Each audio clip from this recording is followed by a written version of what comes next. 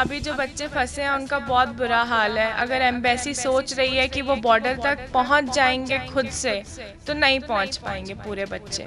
बहुत सारे ऐसे बच्चे हैं जो दम तोड़ चुके हैं, जिनको कोई होप नहीं है, बंकर में है, मेट्रो स्टेशंस में है। और इवन जो खकीव और खारकीव के बच्चे हैं जहाँ पे रशियन इन्वेजन हो चुका है, वो बच्चे तो बिल्कुल नहीं निकल पाएंगे। बहुत बुरा हाल है। आधे बच्चे तो बॉर्डर तक आके वापस गए हैं जहां से वो आए हैं। उनको वहां पे रहना ज्यादा बेटर लग रहा था बॉर्डर पे रहने से।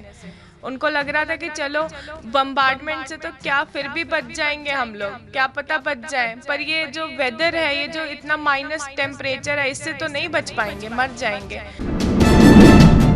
अब मैं लड़की हूँ तो वहाँ पे आगे वाले चेक पॉइंट पे मुझे प्रिविलेज मिल गया कि मैं आगे जा सकती हूँ। फटाफट मेरे को निकाल दिया गया, मुझे लाइन नहीं लगानी पड़ी।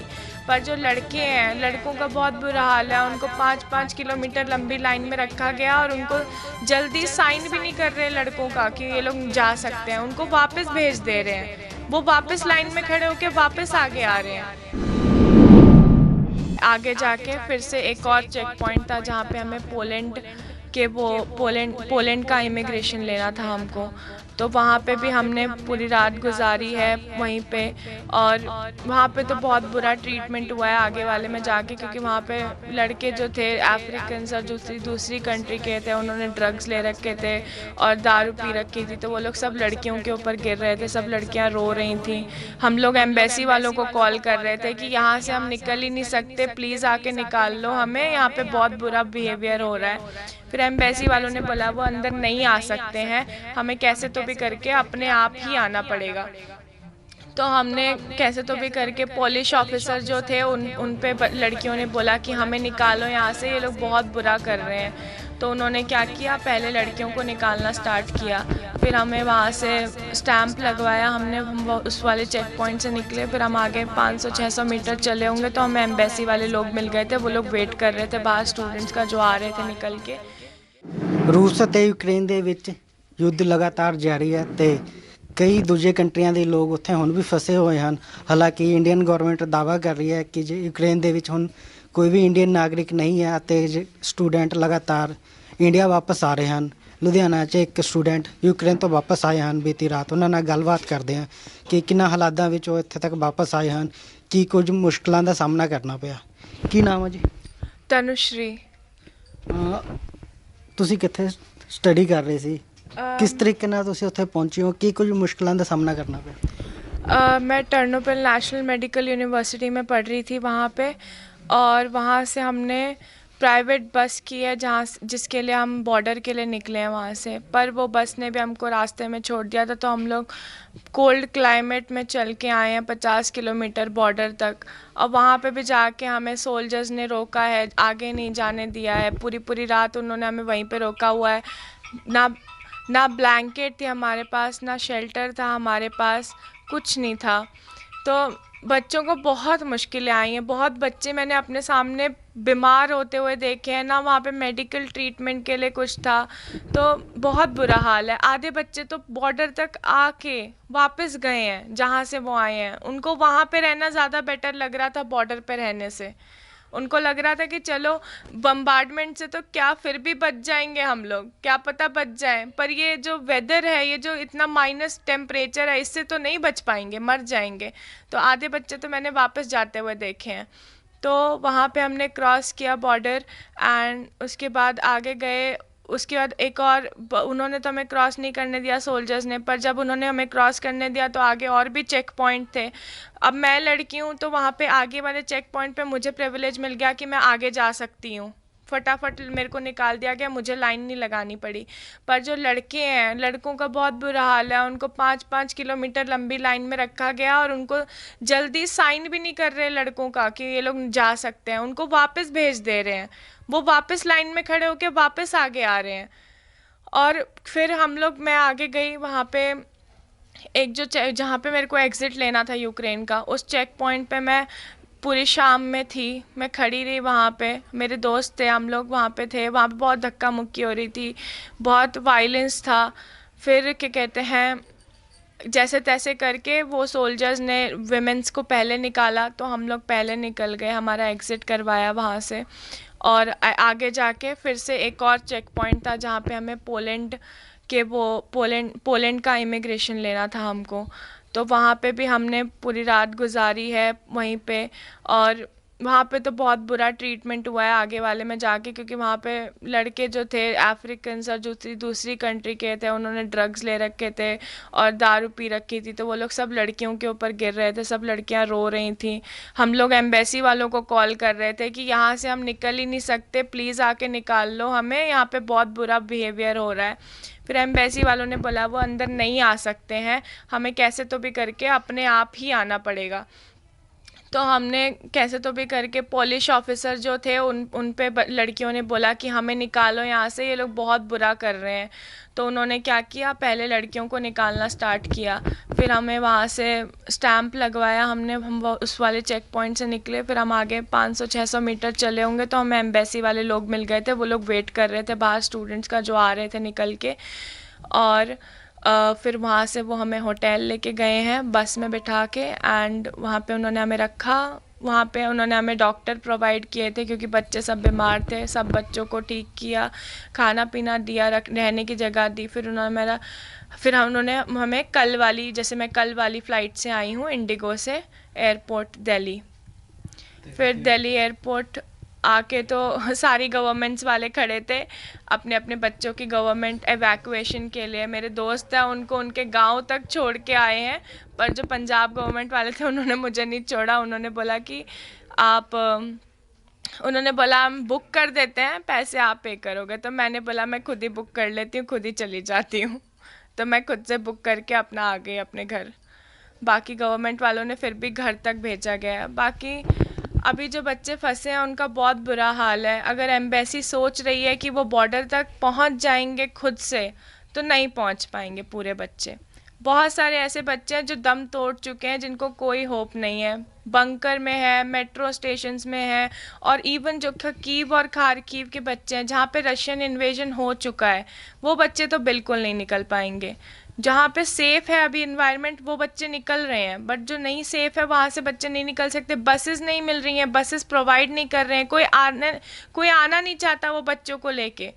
तो अगर एम्बेसी चाहती है वो बच्चे निकल जाएं तो उनको खुद बसेस अरेंज करवानी पड़ेंगी, गवर्नमेंट के ऑफिशियल भेजने पड़ेंगे साथ में, और सारी यूनिवर्सिटी से बच्चे इवैक्यूएट करवाने पड़ेंगे, क्योंकि यूनिवर्सिटी भी अब कुछ नहीं कर रही है हमारी, उनको कोई लेना देना नहीं है हम निकले हैं कि नहीं निकले हैं, बच्चे खुद से निकल रहे हैं जो निकल सकते हैं। आप बॉर्डर तक आने में आपको कितना समय लगा, कितनी दूरी थी, इस दौरान आपको किन किन मुश्किलों का सामना करना पड़ा? बॉर्डर तक आने के लिए तो 40-50 किलोमीटर हमने चला है, बस ने हमें छोड़ दिया था रास्ते में। फिर हमारे पास ब्लैंकेट नहीं था, शेल्टर नहीं था, और जो लोकल लोग थे उन्होंने हमारी कोई मदद नहीं की। वो लोग पानी और जो वो लोग खाना दे रहे थे वो ज़्यादातर अपने सिटीजन्स और उनके जो सिटीजन्स थे उनको दे रहे थे, हमें कुछ नहीं दे रहे थे वो लोग। और इवन हमने कार वगैरह जो वहाँ पे कार्स थी उनसे हेल्प मांगी कि हमें लिफ्ट दे दो थोड़ी सी देर के लिए, हीटर चाहिए हमें क्योंकि बहुत ठंडी थी बाहर। तो उन्होंने वो भी हमें नहीं दिया। तो हम लोग वो एक दिन पूरा चलते रहे हैं। एक दिन मुझे चल के जाने में लग गया बॉर्डर तक।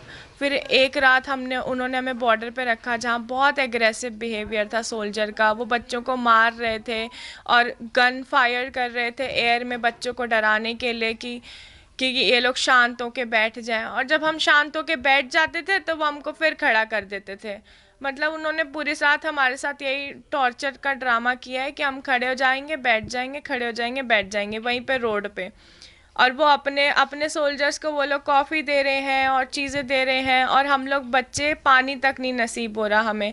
ऊपर से अगर कोई चार्जिंग पॉइंट है हमें वहाँ पे चार्ज भी नहीं करने दिया जा रहा फ़ोन कि हम लोग बात कर लें अपनी फैमिली वालों से। मेरी फ्रेंड है वो वीडियो रिकॉर्ड कर रही थी न्यूज़ चैनल वालों को दिखाने के लिए कि कैसा बिहेवियर कर रहे हैं। तो मेरी दोस्त का फ़ोन ही छीन लिया उन्होंने, ऐसे गन पॉइंट की उसके ऊपर, और सिर्फ फ़ोन में उसके डिलीट करवाई वीडियो सारी, और उसके बाद उसका फ़ोन वापस दिया उन्होंने, वरना उसका फ़ोन भी तोड़ रहे थे वो लोग।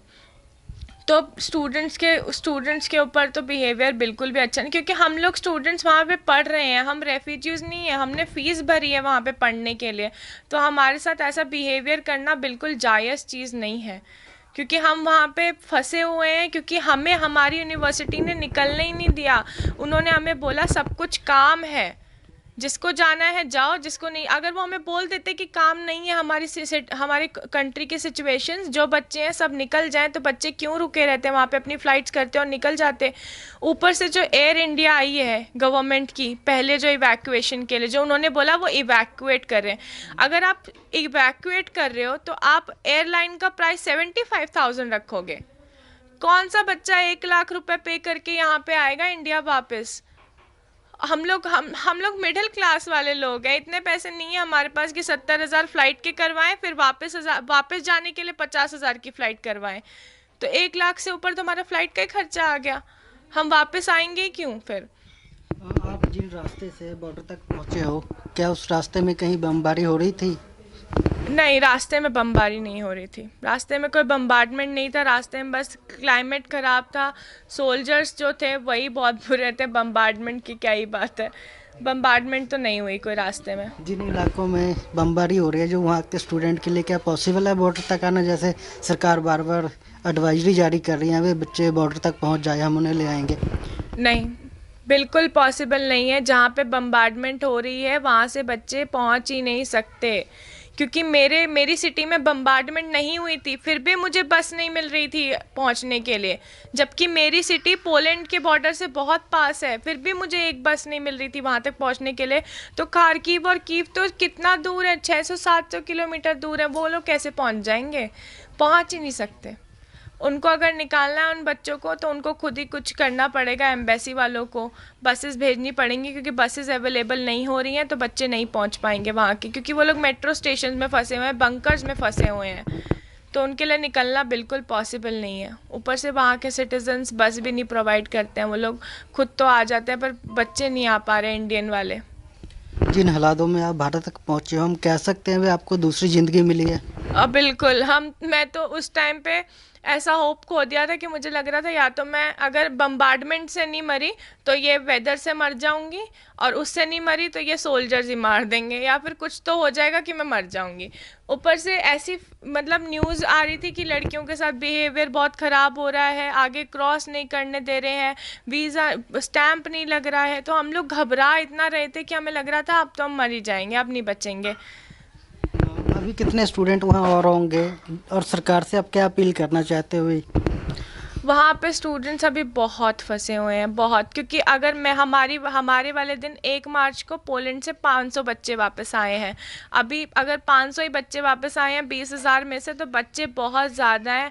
आई वुड अपील गवर्नमेंट कि वहाँ पे जाएं, क्योंकि रशिया के साथ इंडियन गवर्नमेंट का अच्छे हैं वो पॉलिटिकल वो, तो वो लोग हेल्प कर सकते हैं। अगर रशिया थोड़ा सा इन्वेजन रोक दे, इंडियन एम्बेसी अपनी बसेस भेजें, बच्चों के लिए अरेंज करें सीधा पोलैंड के लिए, सीधा बॉर्डर्स के लिए, तो बच्चे आराम से निकल के बॉर्डर तक पहुंच सकते हैं, वरना ऐसे बच्चे नहीं पहुंच पाएंगे। तो आई वुड अपील कि गवर्नमेंट प्लीज़ हेल्प करे, और यहाँ की जो स्टेट गवर्नमेंट्स हैं वो भी अपने स्टेट के बच्चों की वहाँ पे हेल्प करें, उनसे कॉन्टैक्ट करने की कोशिश करें। हम कह सकते हैं जो भारत सरकार ने मुहिम चलाई है, कहीं बहुत ज़्यादा लेट हो गए?